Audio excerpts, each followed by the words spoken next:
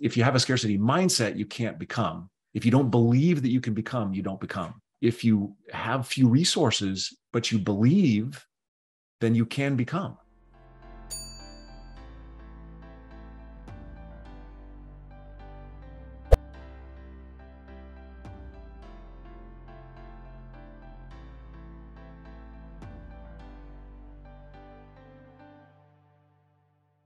Hello, and welcome to this week's episode of the Mindful Wealth Podcast.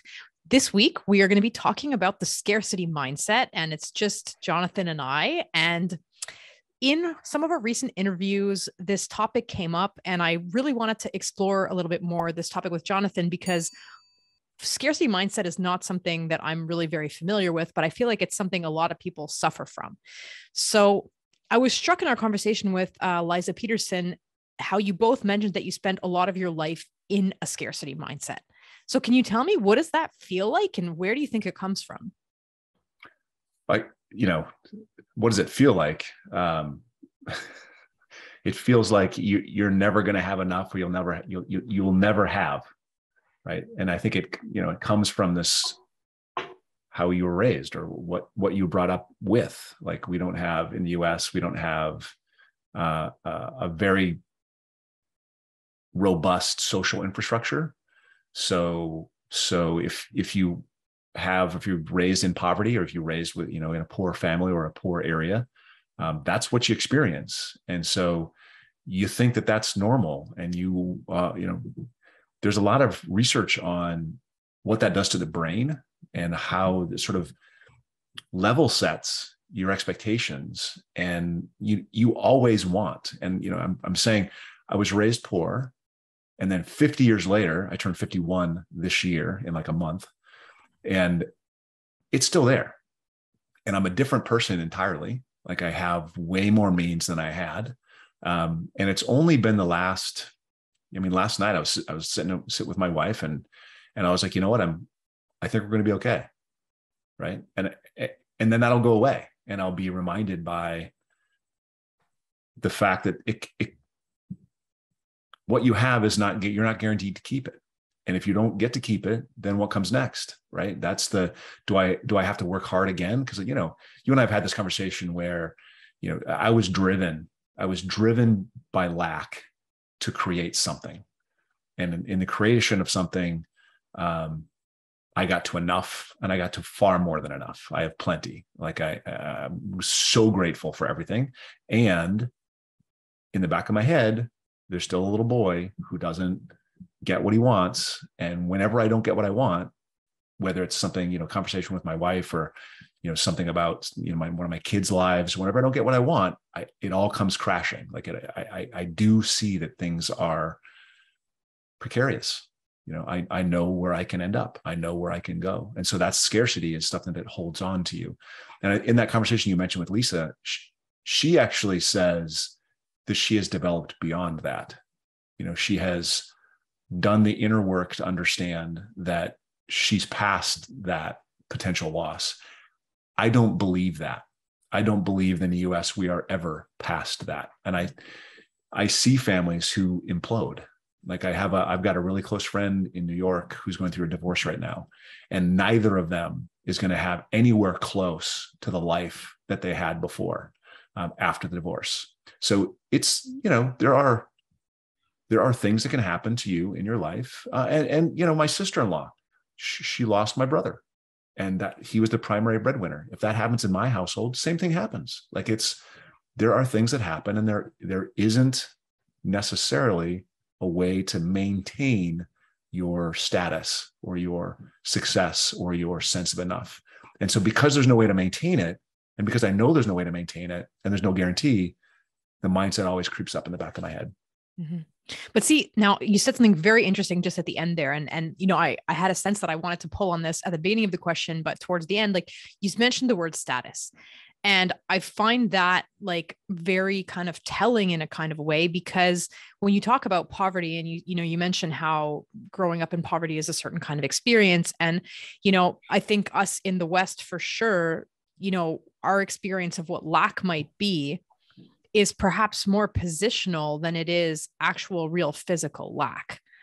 And I mean, physical lack is something that's not comparative, and maybe correct me, right? But like, let's say, somebody who's growing up poor in the US is not the same thing as growing up poor in Bangladesh, Oh, right? of course not. No, Yeah, you yeah. know what I mean? And so it's this kind of like a positional kind of a status poverty. And I wonder if you think that's because, maybe the social levels are just very stretched. Like, my comparison obviously is Canada, where I feel like our, social hierarchy is just, or the financial distribution is just much narrower because we have like, redistributive systems, and how that healthcare and education is basically taken care of means that you can only fall so far. I mean, people who live in poverty here still can get the same healthcare as me, in fact, or as anybody who has money. And like, that's a bone of contention for Canadians, because a lot of us feel like we're all, getting poverty line healthcare. But the point is it's equal access for everyone. Right. And with education, it's the same thing all the way up through university, like in which the government will pay for the same universities for people who don't have the funds. And so the whole thing is just kind of, squashed. So, I mean, I don't know. Do you think that it's an actual question of real lack, or do you think it's a positional kind of a feeling, like a shame, Oh, that you get shame associated to being poor somehow, or lack? I think it's both. I mean, I do think there is actual lack in the United States as well. Is it the same lack as Bangladesh?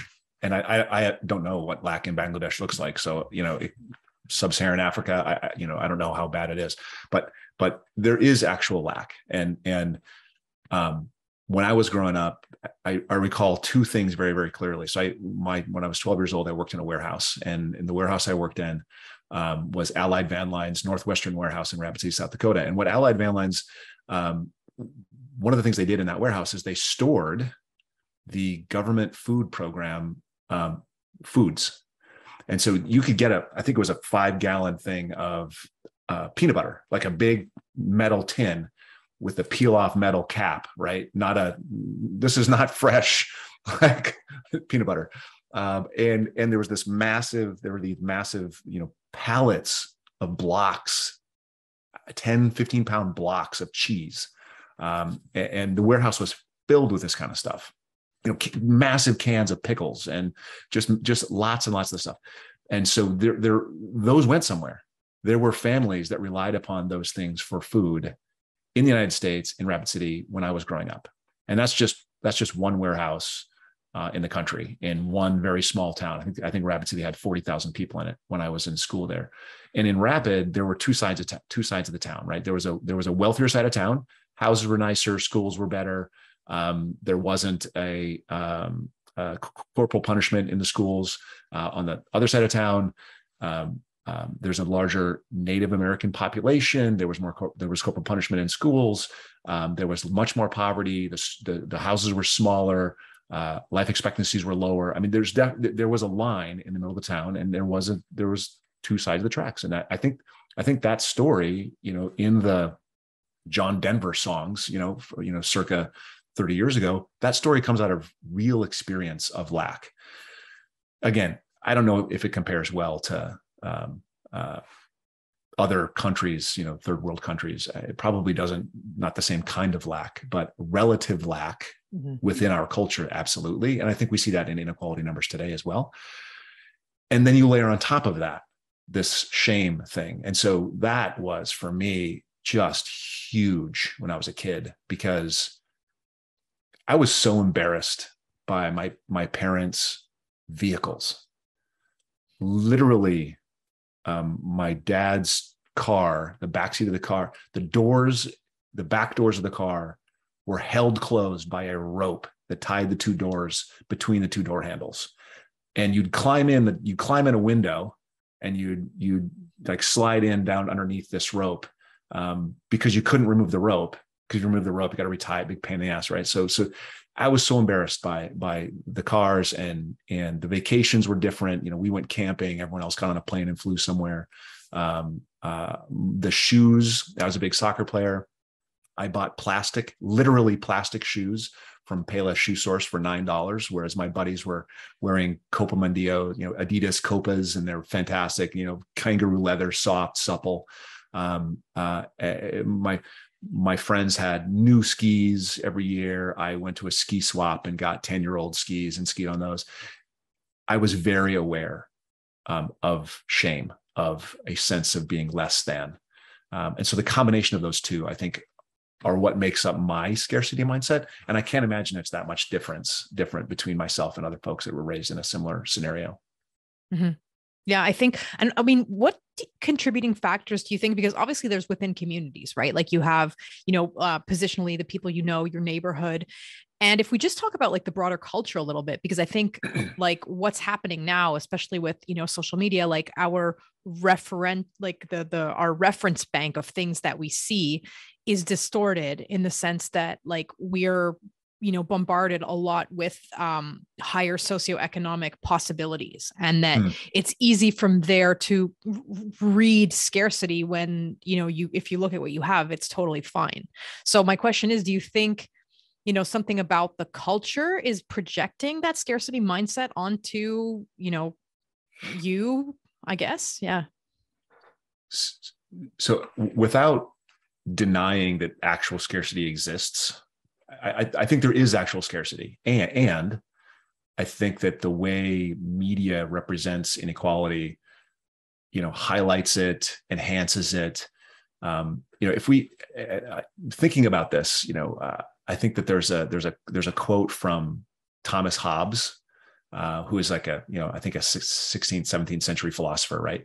And he talks about sort of the natural state of man before society. And the way he phrases it is, it was something like the solitary life of man is solitary, poor, nasty, brutish, and short. It's nasty, right? brutish, and short. That's nasty, the quote, brutish, yeah. and short. Solitary, poor, nasty, brutish, and short. And that's, no letters, no society, every man for himself, or every man's family for themselves, whatever you want to call it. And man that's intentional usage, right? Because that's the way it was 1600s, 1700s.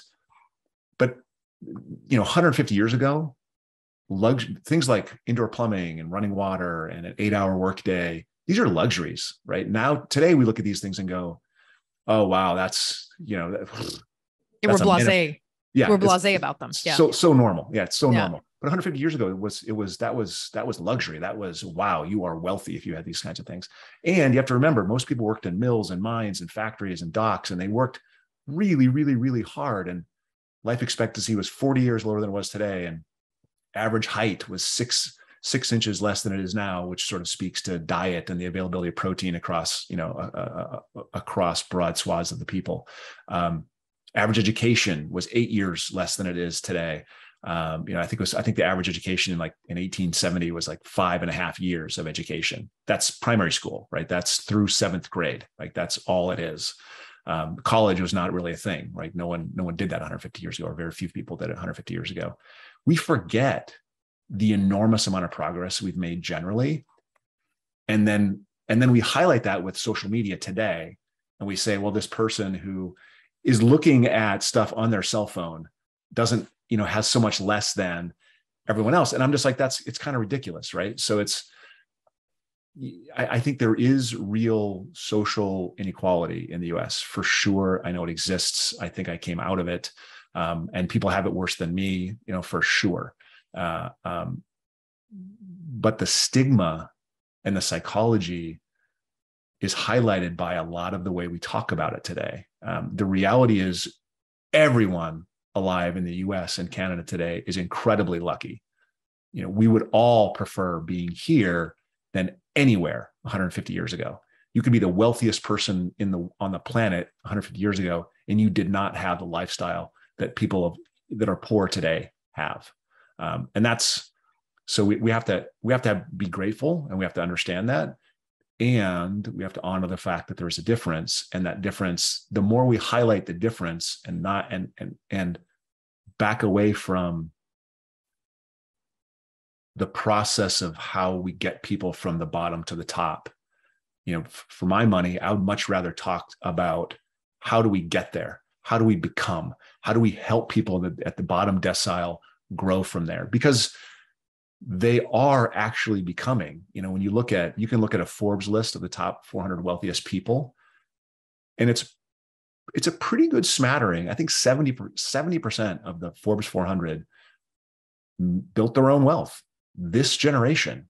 Like, it's not the idea of inequality that's permanent is kind of disproven by the fact that 70% of the wealthiest people built their stuff. Okay, let's talk about that. Yeah. Yeah. No, let's What is this? go there. What is this? Yeah. Well, so this is so, I'm going to jump ahead a little bit and let's go straight to Piketty, right? Oh, okay. Yeah. So, we've talked off camera about how I just, I will not claim to have read all of it, but I've read 3/4 of the book. So I got into like a lot of that, the economic data at the end. Sure. And, one of the points that he makes is, or one of his interpretations from the data that he collected is that right now we are beginning to approach levels of inequality not seen since the 1900s in the West. And that the middle of the century was a bit of a blip. And his interpretation of that is that it has to do with the fact that we went through very rapid population growth, and that we went through very rapid economic growth, and that was a product of, the Second World War and the shocks that came afterwards and the massive destruction and this and that. And, my question is, and I think maybe you kind of partially answered it, but maybe you can like lay it out for us more clearly, is the feeling of scarcity really an inequality problem? Is it a problem of meritocracy? Because I think Piketty's point is that as wealth becomes ever more concentrated at the top, meritocracy is like not as realistic as it was for even our generation, right? Like if we grew up in the 80s, like that was a time at which the social elevator was working better than it is in 2020. So I think that and this already, there's an enormous amount of disagreement on Piketty and other economists. There's an enormous amount of disagreement. And I don't pretend to know all the data. I don't pretend to know, so when it comes to global thinking about scarcity and meritocracy, it's harder for me to say, Piketty's right and the rest of the economists are wrong, or vice versa. That I wouldn't say that. What I get worried about in my day-to-day is that the conversation around wealth and the conversation around inequality, because we speak of it as the only way that people at the bottom are ever going to, be able to climb up the ladder, is if we change society.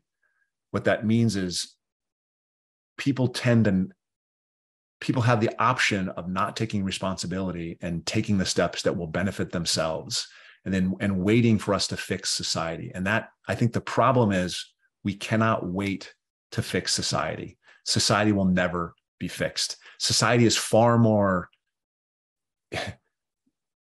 Hobbesian, right? Short of our collective,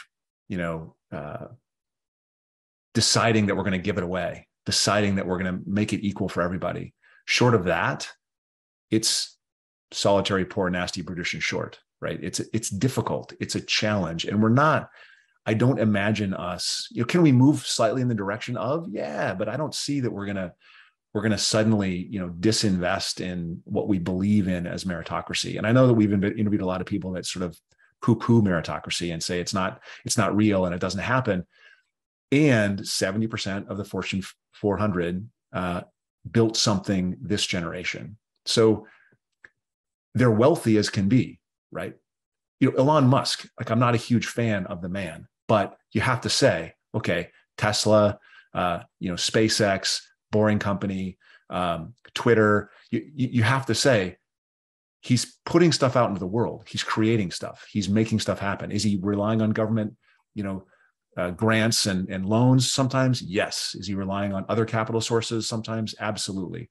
But he has innovative ideas and he puts those ideas into practice, and he's created wealth for thousands of other people while at the same time growing his own wealth, and providing communication and satellite communication for Ukraine in this whole conflict. And he's done a lot of things. You're like, I drive a Tesla, and I'm not a huge fan of the man. I don't own the stock, but I drive a Tesla. So I think it's, he deserves in some way his wealth.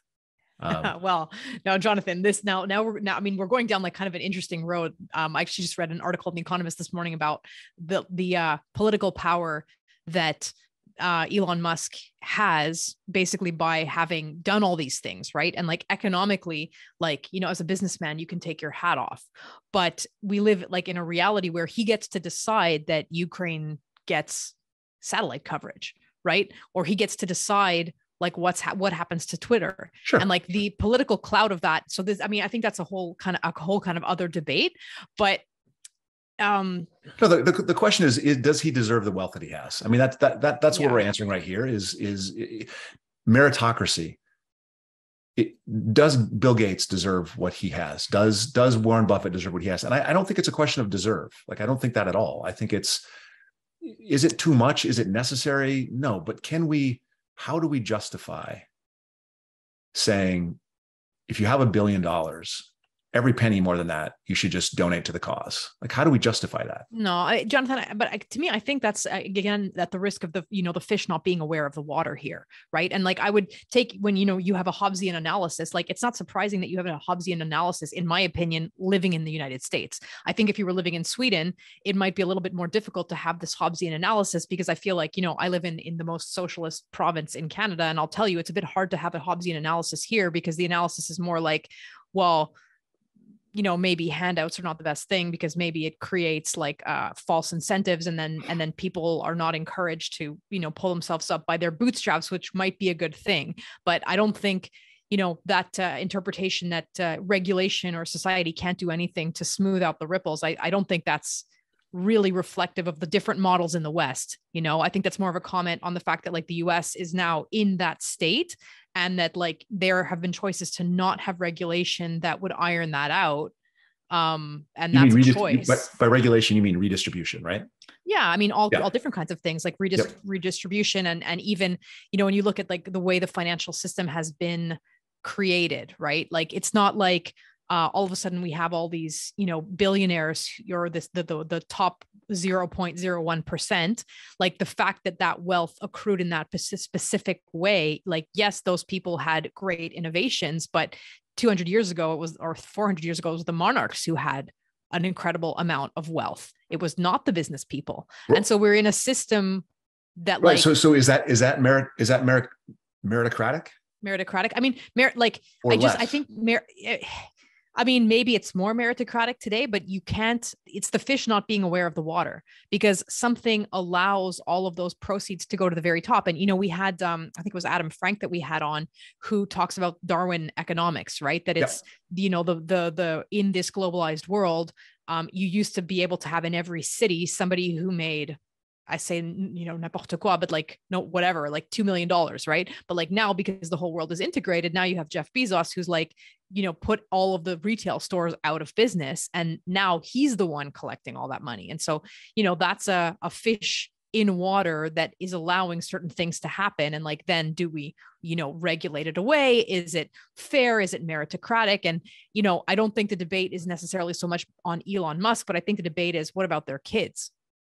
And what do we do? Like, are we in a moment, this is Piketty's point, are we in a moment where there's a new aristocracy being born, that working your way up is ridiculous, because with work, you will never get there. And this was like, whatever, he cites a book where someone was talking about, someone's butler.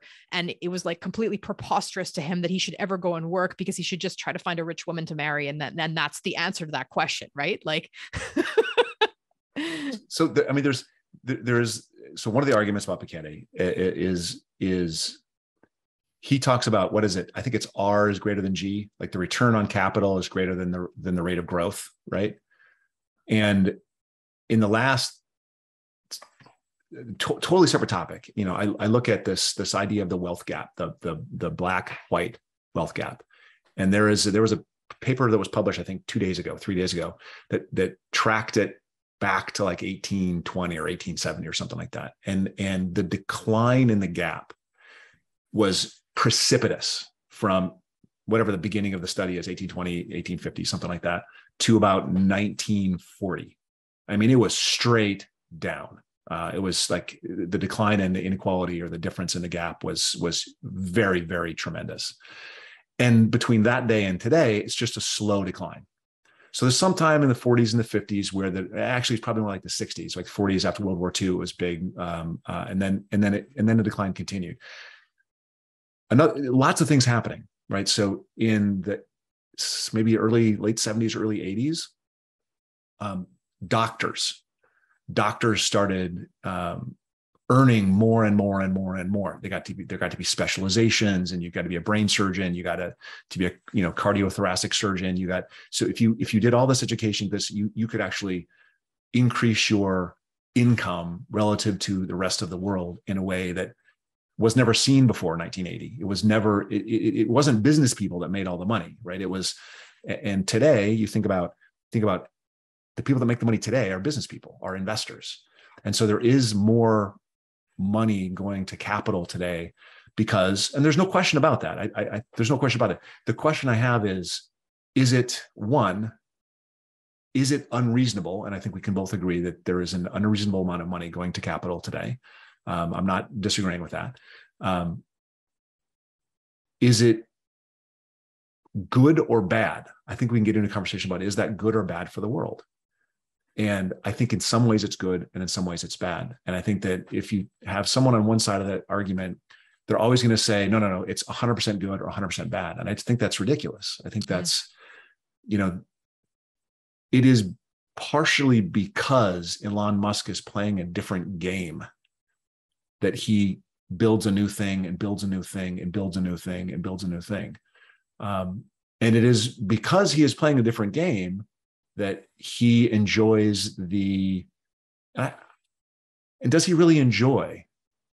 Does it make a difference to him to start a company, found a company, and make another $40 billion? Does that affect him in any way? Really? No, but I think, Jonathan, look, we're not in Elon Musk's head. And I think when at a certain point, I think money becomes irrelevant. I think the metrics become something else, or money becomes a metric of success, how much money you make, or then how much political influence you're able to have, or how much you're able to define what the world becomes, beyond a certain thing. But I think when we're talking about, everyman, right, which I think is more about where our conversation is, and what's the state of meritocracy, and then, what happens with this winner take all thing. And I think in a way, maybe Elon Musk or Jeff Bezos, or these people who have, for argument's sake, invented something, are maybe not the best example of when Piketty talks about capital. I think he's talking a lot about, the finance industry, and potentially the rentier, right? So someone who's in real estate and who has accumulated this wealth and then buys something and collects rents, and that the more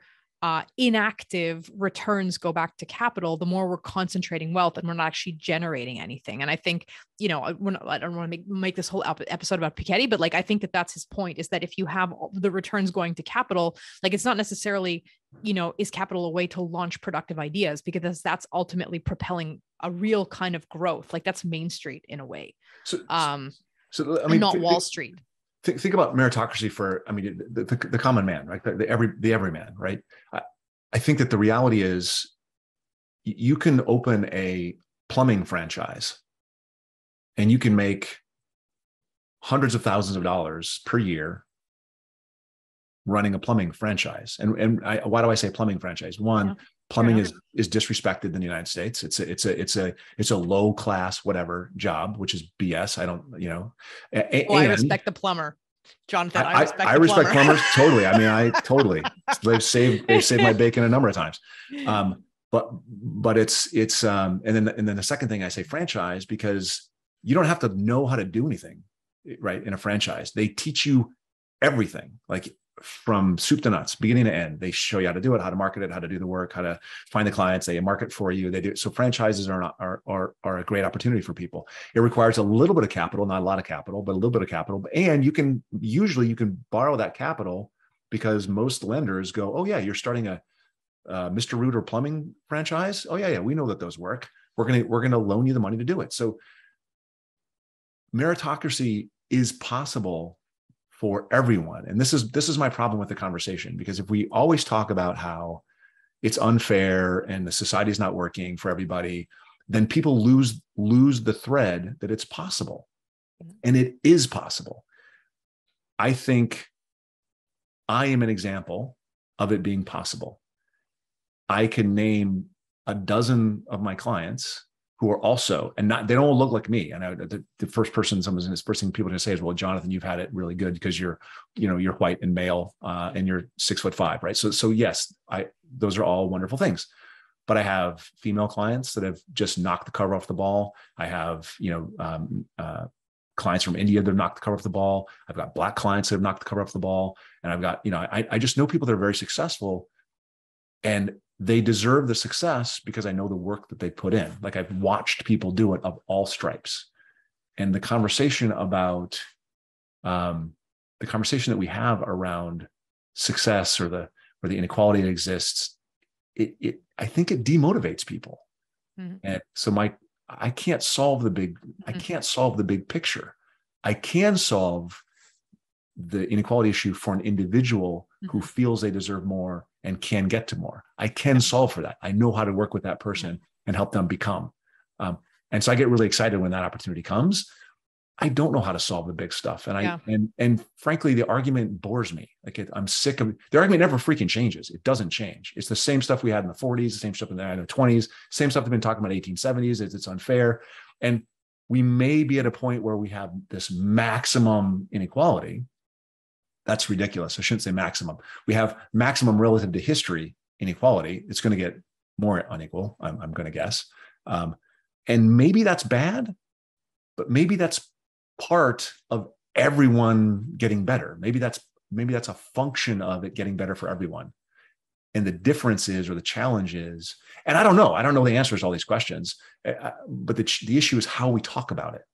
Yeah. I mean, Jonathan, like, I want to just, move this back to the idea of scarcity mindset. So I've got one more question to just kind of wrap us up there.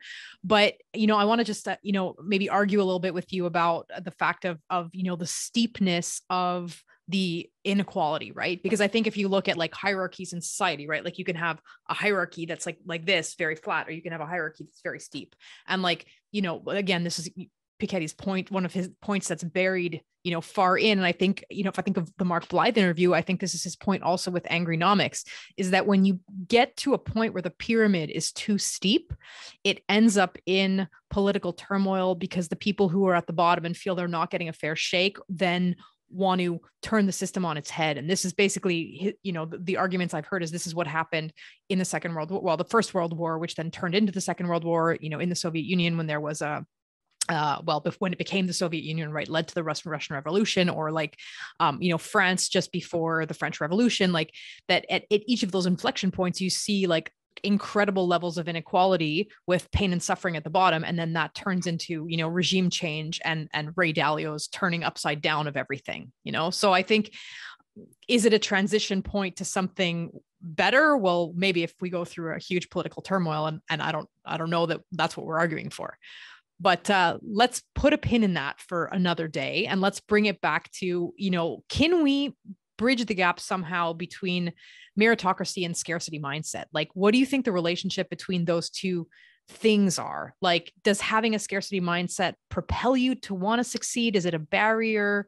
Is it this like thing where you're carrying the shame with you no matter how much you succeed? Like, do you see that those things are two independent variables, or do they kind of fit together somehow? Well, in a way, having a scarcity mindset, that's an interesting question, because if you have a scarcity mindset, I think technically the scarcity mindset keeps you from, you're terrified of losing. So you don't make the steps. You don't pursue your own success because your mindset doesn't allow it. Even if you saw it, you couldn't see it. You know what I mean? I think that's sort of a technical aspect of it. For me, it was not having that drove me. I'm just kind of thinking back, and so I had a scarcity mindset, but no, that's the difference. I think that's what we're talking about here. I didn't have a scarcity mindset. I had scarcity, right? So my parents always told me, Jonathan, you can be whatever you want to be. You can become whatever you want to become. We believe in you. So that was always my message growing up. We did not have, like, my dad was the only one of his siblings that went to college. So And that's his mom actually went to college, but he was the only one of his siblings who went to college. And he grew up very, very, very, very poor. Like how I grew up was nothing compared to how he grew up. And so he went a long ways towards benefiting the family. And so I was raised without much, but with belief that I could become. And I think that is a really, really important thing. My fear of scarcity isn't so much a mindset that says you can't become. It's, if you're not careful, it can all go away. Mm-hmm. It's fear. It's fear. It's right? fear. And so I think that if you have a scarcity mindset, you can't become. If you don't believe that you can become, you don't become. If you have few resources, but you believe, then you can become. Mm-hmm. And this is the fundamental problem that I have with the discussion, with the argument, because the fact that we talk about it in terms of structural problems forces the belief that you can't overcome those structural problems, or forces the wrong word. It's too powerful a word. It suggests that people cannot overcome their circumstances. And I don't believe that that's true. I think that people can overcome their circumstances, but the prerequisite to overcome your circumstances is that you believe that you can overcome your circumstances. And if you don't believe, you won't, right? Henry Ford, you argue for your limitations, and sure enough, they're yours. Yeah. No, I mean, I think ultimately that's true, but I also, and let's end with this last question, because we do actually have to wrap this episode up. But in the conversation with Lisa, and I think, both of you, what's really struck me in that interview is that it seems like both of you have been for a long time, and in your case still are, plagued by this, right? Yeah. Like plagued by this fear of precarity, or fear that, if I don't do the right thing, it can all be swept away. And, not so much as a barrier to success, because obviously you've made it to where you are, but the fact that you're living with this imprint of fear. And I don't know if there's a question in there, but that was the common experience that I kind of wanted to try to pull out of you guys, because I just find it very interesting. And it's not an experience that's I don't relate to that experience, Yeah. And I think when you talk about the steep versus the more shallow, I think there would be a huge advantage, I think, to having a greater social infrastructure, as long as what came along with that was, and I think this is a lot of the arguments against Piketty, talk about things like education and this is there's formal education, like what you learn, the math, the science, all that kind of stuff. So there's also the what does it mean to be a citizen education, and what does it mean to be a citizen? What does it mean to be part of a community? What does it mean to be part of a culture? What is your responsibility as a citizen? What is your responsibility as a part of this culture, as part of this community? And if the conversation is always about how do I get more? How do I get more? How do I get more? It creates this. If the conversation becomes more about how do we create more? How do we make it better for everybody? How do we improve well-being? I think you actually can have a flatter wealth curve. A flatter wealth amount, less inequality, and you're going to have better psychology, better well-being for everyone at the top and the bottom, right? And so I agree with that. I just don't know how to. I think that we don't know, had the U.S. never occurred. You can't prove a negative. Had the U.S. never occurred, we don't know if we would have the global wealth that we have. So what do we give up? And this is the thing there's no analysis for this. What would we have to give up in order to have a US that has more equality? And if somebody says you don't have to give up anything, they're lying. Of course you have to give up something. There's a trade-off for everything. We're here with this much wealth because of something. And so what are those things are? I don't know. Yeah, no. And Jonathan, I think that's you know what? I wish that's such a great point. I don't think I've ever heard anyone make that point. And I think you have to be right. You have to be right. And it's not just about wealth. It's about creativity and innovation and all of those things that okay, don't we love to sit here in our Nordic countries and talk about our social infrastructure? But at the same time, it's not us pushing the package, right? It's not Sweden. It's not Canada. It's not we're the ones who are driving world innovation. It's the most unequal Western country in the world that happens to be driving it. So, I mean, I don't know. I think this might be a good place to end off, but I think that's definitely food for thought for me, and something to stick into this argument anytime there's something else. We're like, okay, so what is the trade-off? Like, we don't know. And when you tinker with these large scale systems, I think that's part of the problem, is everyone likes to play armchair economist, but like ultimately we're executing experiments in real time and we don't know what the answer is. We Right. watch different models evolve in different ways and it creates different results. But like, I think it's a good point. Yep. Thank you. All right. Well, hopefully you've enjoyed this conversation, and hopefully we have not gone off in too many different directions. And you can feel free, subscribe, share this. Please leave us comments. This was a very interesting topic for us. And if you guys have any questions or, any guests that you want us to request on the topic, we'll be happy to humor you. And thank you, Jonathan. You're welcome. I just want to say, be kind. Like this is a very, anyone that's listening to this and hears like the personal side of some of these stories and stuff, be kind. Like this is stuff that's, it's currently, heavy in the media, and I'm just trying to be transparent and try to be open about this kind of stuff. Cause I think that we can all be better off if we listen more. Yeah, Jonathan. And thank you. I think that's really important. And I think it's important also in like naming some of these things. And I think that's why we kind of fumble around a little bit in this interview, because like we don't have the measure of this thing. And, I heard this scarcity mindset thing come up in the interview with Lisa, and I'm like, okay, well, we need to like explore this, because I don't have an experience of it. Maybe we don't talk about it that much. And I think, it's important to have that and the personal experiences related to it come out so that we can understand more and deal with it. Yes. Thank you, Terrie. Thanks.